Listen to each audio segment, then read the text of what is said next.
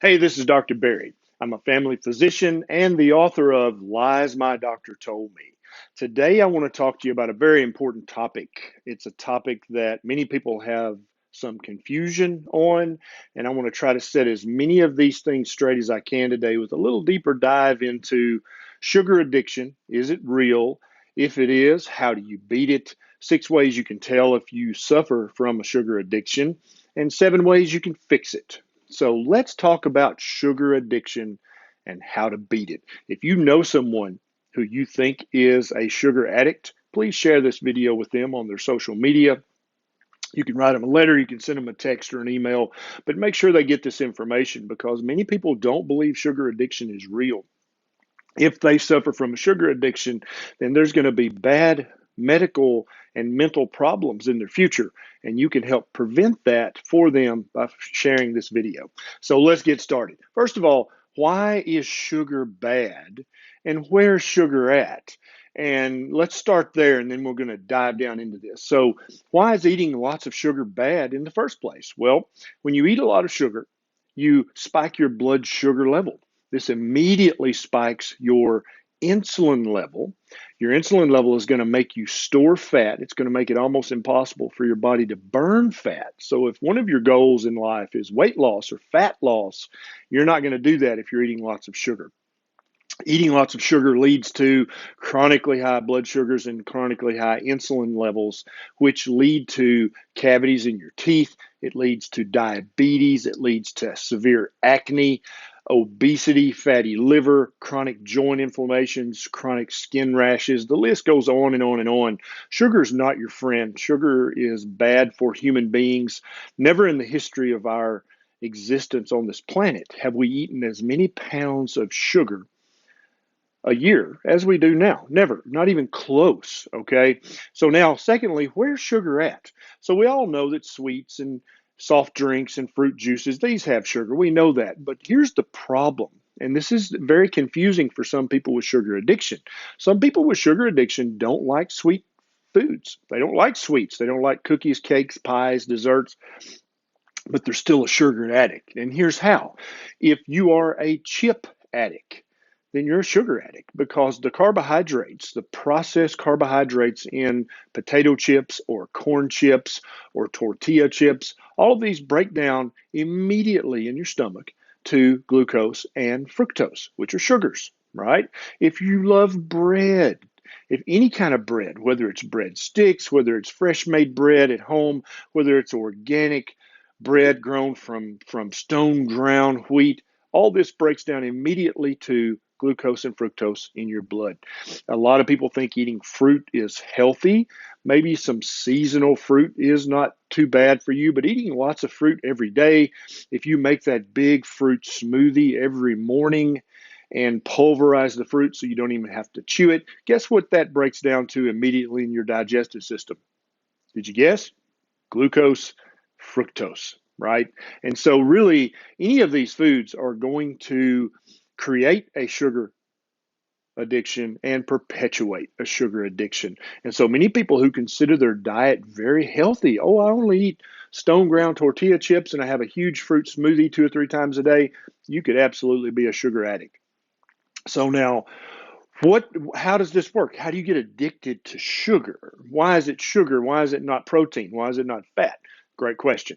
So sugar causes a big dump of dopamine into the synapses in your brain in the pleasure centers. And so you get this dopamine release when you eat sugars. And it doesn't have to taste sweet, like I said earlier. It can be savory, but it's all about the carbohydrates, the simple processed carbohydrates. That's what's going to lead to sugar addiction because it spikes dopamine release in these neurons in your pleasure centers, and then you get this dopamine high. Now, and so, for example, cocaine is very habit forming. There's no doubt about this. We don't have any doubts. And so, how is it addictive? Well, what it does is it keeps the synapse from taking up the dopamine. I mean, it keeps the receptor from taking up the dopamine out of the synapse.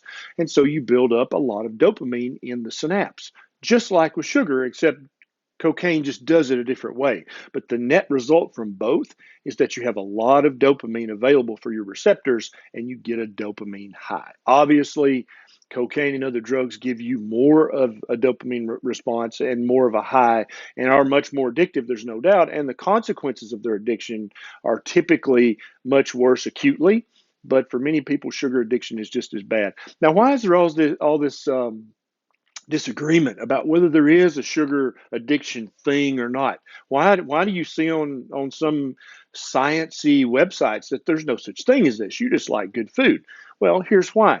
Big food and big pharma make billions of dollars every year if you're a sugar addict. They don't want you to believe that it's a real thing. It would not be in their best interest. Their stock price would go down. And so they're happy for you to believe this. And they're not just going to come straight out and say there's no such thing as a sugar addiction. They're going to pay for research studies that seem to show that sugar addiction is probably not a real thing, or that it's a real thing in rats and rodents, but it's probably not real in humans. That way, there's some doubt, and therefore you are at your liberty to eat all of the sweets and the chips and the breads and drink the sodas and the fruit juice and continue your sugar addiction and continue their billion-dollar profit. That's why you hear kind of conflicting evidence on this. Now, how do you tell if you have a sugar addiction or really any other addiction?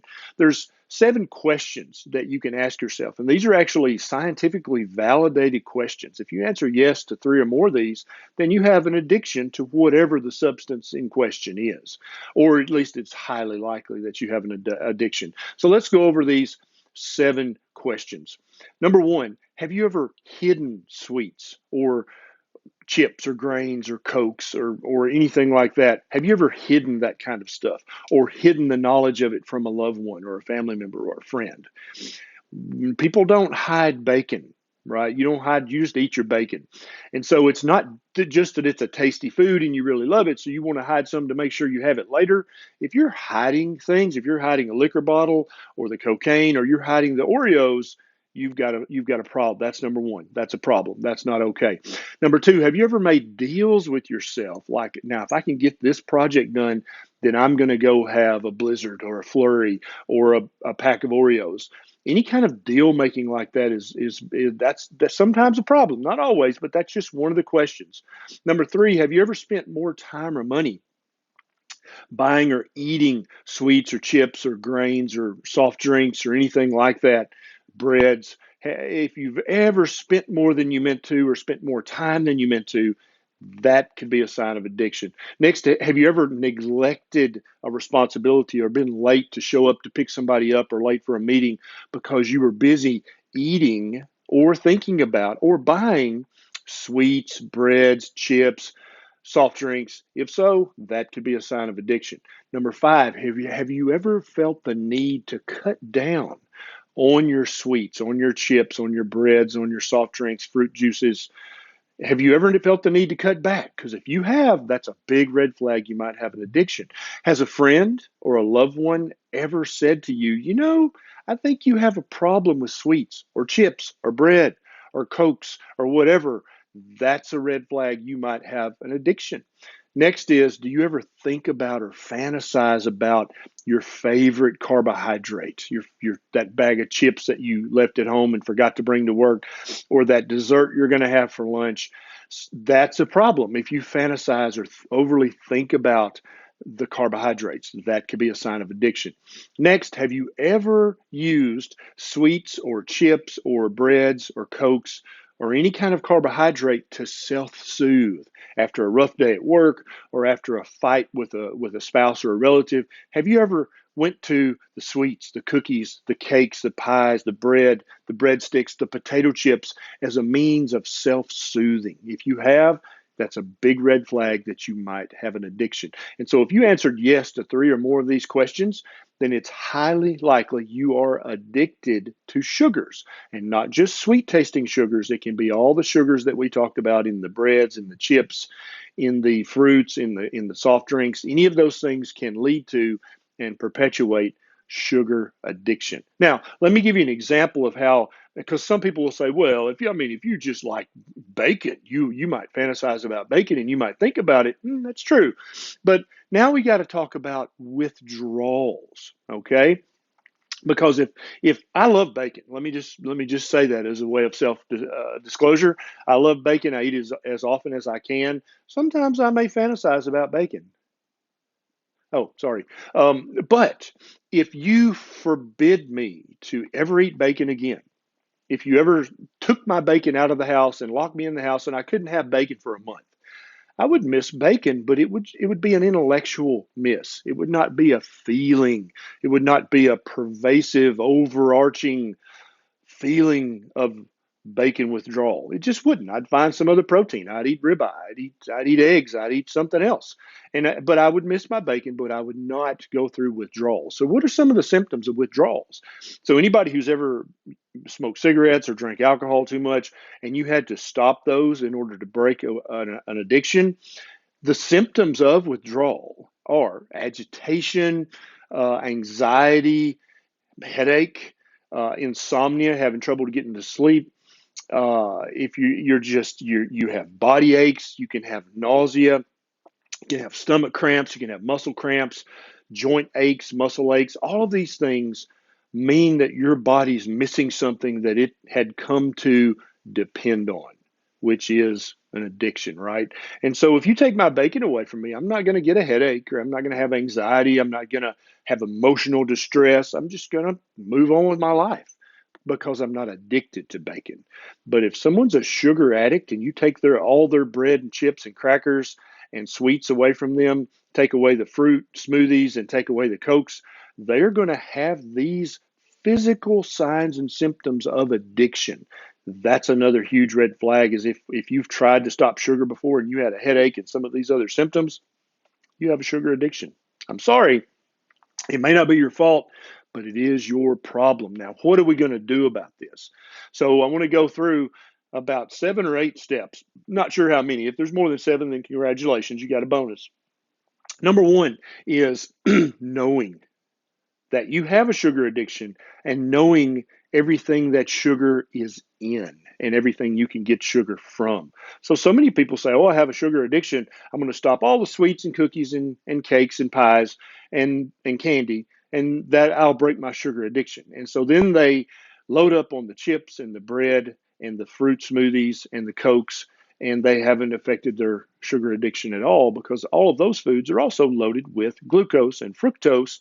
And then also drinking a lot of milk is also full of lactose, another sugar. And so if you're really trying to break a sugar addiction, I would get all of those foods, including liquid milk, out of your diet completely. But you have to know what sugar's in. You have to know that all carbohydrates ultimately turn into glucose and fructose and maybe lactose. They turn into sugar. That's what carbohydrates are. And so you have to know that you have a sugar addiction, and you have to know where the sugar is hidden in order to break this addiction. Now, does Big Food want you to know this? Of course not. So they're going to tell you this stone ground, organic, non GMO wheat has nothing to do with sugar. But in the end, it breaks down into glucose and fructose sugar. Number two is staying full, because there's 2 parts to this, because food is a very complex addition, because you have hunger, which is a real thing. That's physiologically appropriate. If you need to eat for energy, then you're going to get hungry.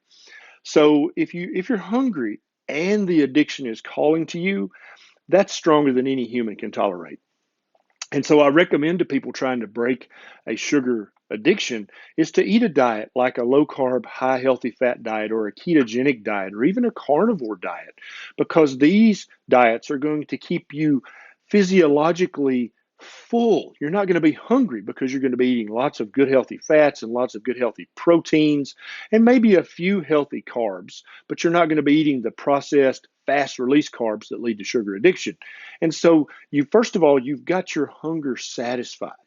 Now all you have to deal with is the addiction. And I think that makes it easier. Doesn't make it easy, makes it easier. And so stay full on protein and good healthy fats. And then you only have to deal with the craving part of the addiction and not hunger plus the addiction, which is almost impossible. Now, no, that's number two. Number three is to do things that stimulate dopamine production in your brain. And these are pleasurable things. And so you can read a book, you can go for a walk, you can go for a run, you can hug someone you love, you can have sex, any good productive behavior that stimulates dopamine, you can do that and it will help you not crave sugar so bad. Sugar in all its forms, not just in the sweet form. Next is to clean out your kitchen. You have to get rid of all the sweets. You have to get rid of all the chips, all the whether the chips are made of corn, whether they're made of potatoes, it doesn't matter. They're just a processed carbohydrate that turn immediately into fructose and glucose, which is what's fueling your addiction. You have to clean your kitchen out, get rid of the milk, get rid of the fruit juices, get rid of the soft drinks, get rid of all the breads, get rid of all the potatoes and all of the snacks and treats and foods made with these things. Then, when you have that addiction, you can eat some fat and protein. So you've satisfied your hunger. Then, if you're still craving, then you can do one of the other dopamine releasing activities that I just talked about above. Next, I think this is a very important step, is to admit you're a sugar addict to your relatives. And they may laugh at you. They may say, that's not real. But I want you to be very earnest and very, very sincere and say, look, I'm a sugar addict. I need you to help me. I need your help. I'm trying to break this. And I want you to know about this so that when there's a special event comes up, you're not going to bring me that pie that you always make me for my birthday, or that cake, or that special bread you always bake. Don't bring me that stuff. I am a sugar addict. I'm trying to break this habit. Admit your habit to your loved ones and your friends. You don't have to admit it to everyone in the world unless you want to. That might actually help. But also in your Facebook groups, admit this. Admit this to your Facebook friends that you are a sugar addict and you're trying to break the addiction. Next is to make a plan. Now, some people, if they have an addiction, the best plan for them is to go cold turkey and just get rid of all of it and stop it immediately. For other people, it's to make a plan that's a month long or even 3 months long and slowly wean down the addictive substance over the next month or two or three. You know you better than I do.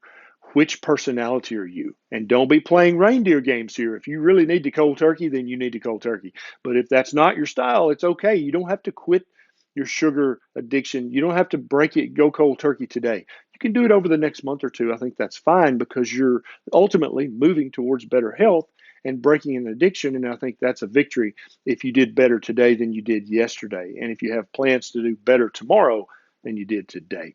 Next is to stay full. I already talked about this one. So stay full of good healthy fats, good healthy proteins, drink plenty of water, coffee, tea, whatever. But don't let yourself be in a situation where the craving is going to hit you and you're hungry at the same time. That's a bad combination. That's going to lead to failure. And then you'll be right back on the sugar train again.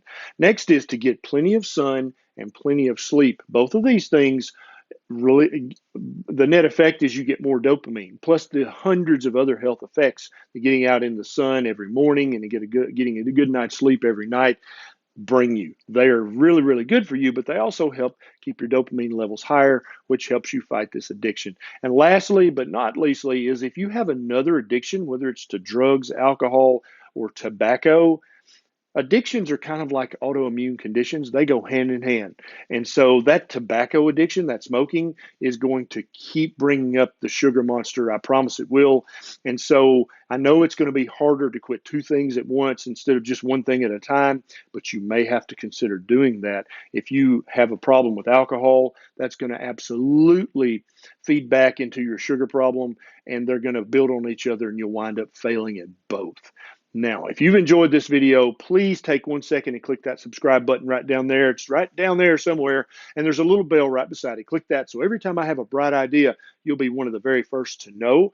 Nisha, my wife, and I go live on my Facebook page every Monday night at 7 p.m.